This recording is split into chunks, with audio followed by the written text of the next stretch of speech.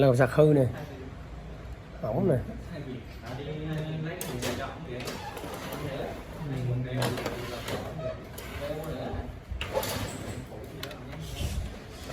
Tôi nhớ thì hôm qua chứ.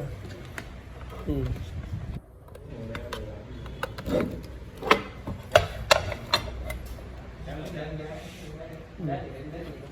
Không có dọc